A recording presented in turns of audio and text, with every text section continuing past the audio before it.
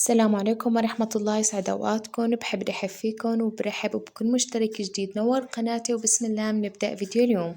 وصفتنا لليوم هي السابلي أو بيتي فور فاخر، مكونات جدا بسيطة وبطرق تزيين مميزة.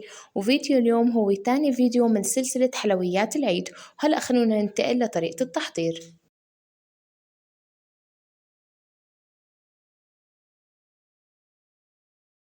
بداية بجاط عميق بدي أحتاج لكوب من الزبدة اللينة بحرارة المكان، لا بدي إياها تكون سايحة على الأخير ولا تكون جامدة.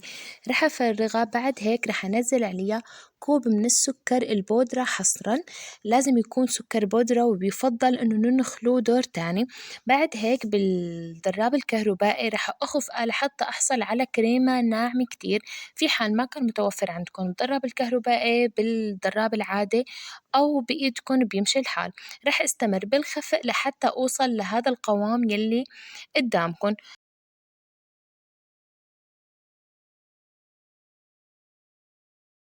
بعد هيك رح أنزل على الخليط معلقة كبيرة من بودرة الفانيلا، حبة بيض بحرارة المكان، ومعلقة صغيرة من سائل المستكة. في حال ما كان متوفر عندكم السائل البودرة بيمشي حاله، وبدي أخفقهم مع بعض كتير منيح لحتى أتأكد إنهم اختلطوا تماما.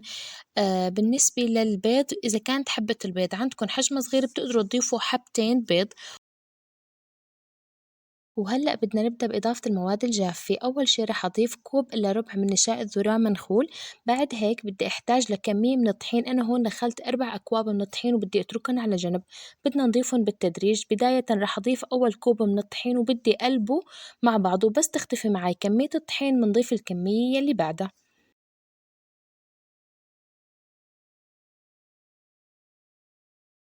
وهلأ رح أنزل الكوب التاني من الطحين ورح أنزل عليه نصف معلقة صغيرة من البيكنج باودر، لا تكتروا لحتى يضل محافظ البيتي فور على شكله ما تروح الرسمي. رح أقلب الكوب التاني لحتى يختفي. بعد هيك رح أرجع أضيف الكوب التالت إذا احتاجت. بهاي المرحلة استغنيت عن المعلقة، ولازم أعجن بإيدي لحتى أتأكد من ملمس العجينة إذا لسه محتاج طحين ولا لأ.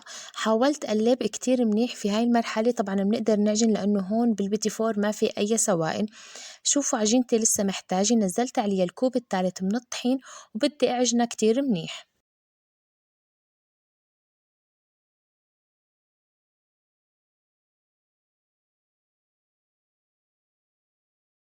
وهذا هو قوام العجينة يلي بدي إياه. خلوها لينة لأن هلأ النشا رح يرجع يتشرب أكتر من المواد الدهنية. هيك بكون ضفت بس 3 أكواب من الطحين، والكوب الرابع رح استغني عنه. بدي أغطيها وأتركها ترتاح لمدة 10 دقايق.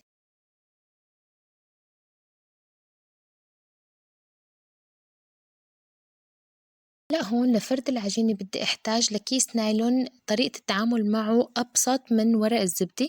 حبيت فرجيكم هون قوام العجينة، شوفوا ما شاء الله قديش لينة. بدي أفردها باستخدام الشوبك سماكة 2 مل، لأنه أنا أول نوع من البيتي فور راح أطبقه. في حال ما كنتوا بدكم تطبقوا قطعتين فوق بعض خلوها أسمك. هلأ لتشكيل البيتي فور، أي قوالب بيتي فور متوفرة عندكن، ما ضروري هدول، أي قوالب عادية متوفرة عندكن بتقدروا تستخدموها. حتى قالب المعمول أنا رح أستخدمه بهاي الوصفة. هلأ لتقطيع البيتي فور، لما بتكونوا بدكن تطبقوا كل قطعتين مع بعض ضروري تنتبهوا إنه عم تقطعوا كل تنتين مع بعض. يعني لازم تحسبوا إنه مثلا كل 8 سوا أو كل 10 سوا أو كل 6، لازم يكونوا الأعداد زوجية. رح أستمر بالتقطيع لحتى أنهي كل الكمية. هون أنا لأنه بدي طبقهم فوق بعض باستخدام رؤوس تزيين الكيك رح أفرغ الوسط.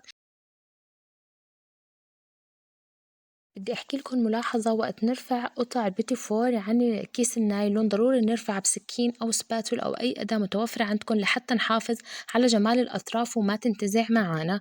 بعد هيك بدي انتقل لتشكيل الموديل الثاني. أخذت قطعة من العجين وبدي أحاول كورها كور على حسب الحجم اللي بدكم إياه. بعد هيك بدي استخدم قالب المعمول. أنا قبل ما استخدم قالب المعمول رشيت قلبه بطحين لحتى العجين ما تلزق معي، لحتى آخُد هذا الشكل. شوفوا بتطلع بكل سهولة وبتاخُد الرسمة تمامًا. بدي أستمر بنفس الطريقة لحتى أنهي كل الكمية. شوفوا ما شاء الله كيف شكله، وهي سماكته أسمك من القطع اللي قطعتهم قبل لأن هدول ما رح أطبقهم فوق بعض. بعد هيك بنضيف القطع الرقيقة مع بعضها بنفس الصينية، والقطع السميكة لحالها بصينية لحتى ما شي يحترق وشي ما يستوي، وبدخلها على فرن درجة حرارة 180، بخبزها من تحت بس لحتى تاخد لون زهري، بعد هيك من فوق مدة دقيقة وحدة بس. وهاي النتيجة النهائية بعد الخبز. دشرتهم لحتى يبردوا تماما. وهلأ بدنا ننتقل لطريقة التزيين. شوفوا ما شاء الله لونهم بجنن. لأ طبعًا طريقة التزيين اختيارية، أنا هون استخدمت حبيبات الشوكولا السودي الفارميسيل الملون، وحبيبات الشوكولا البيضا، وشوكولا دهن. طبعًا بتقدروا تستخدموا بدل الشوكولا الدهن أي نوع مربى بتفضلوا. سابلة أخدت القاعدة يلي من تحت، بعد هيك رح أضيف عليها كمية من الشوكولا لا تكتروا لحتى ما تطلع على الأطراف، بعد هيك رح أضيف عليها الطبقة التاني.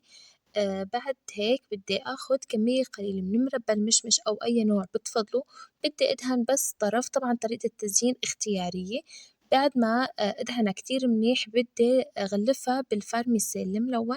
بتقدروا تزينوها فيكن جوز الهند، فيكن مكسرات، فيكن أي نوع بتفضلوه زينوا فيه. بدي أستمر بنفس الطريقة لحتى أنهي كل الكمية.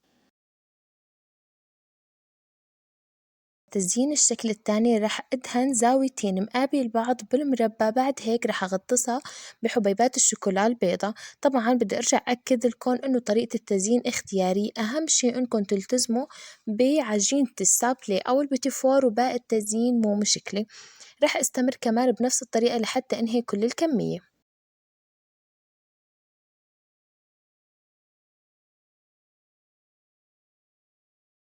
هلأ لتزيين الشكل الأخير أخدت قطعة من السابلي وبدي أدهن بس الأطراف بالمربى، ما بدي أجيب على الوسط أبداً لأنه ما رح أطبقن. بعد هيك عندي كمية من الكاجو حمصتها وطحنتها بمحضرة الطعام وسط مو ناعم كتير، وبدي أغلف الأطراف بس. بدي أنهي تغليف الكمية كلياتها. بعد هيك بدي أحتاج لكمية من الشوكولا دوبتها مع معلقة كبيرة من الزيت النباتي، وبدي أضيف بس بالوسط كنوع من أنواع التزيين. وهذا النوع عن جد كتير مميز، بنصحكن تجربوه. وهيك بتكون النتيجة النهائية جهزت معانا للسابلي الفاخر أو البيتي فور. طريقة كتير بسيطة، وفضلا لا تنسوا لي اللايك والتعليق لأن كتير بيرفع من فيديوهاتي، والاشتراك بالقناة إذا لسه ما اشتركتوا، وتفعيل جرس التنبيهات لحتى يوصلكم كل شي جديد بنزله. ما بيمنع من مشاركة للفيديو مع أصحابكم. صحتين وهنا يا رب. انتظروني في فيديو جديد إن شاء الله رح يكون معمول السميد بالفستق الحلبي.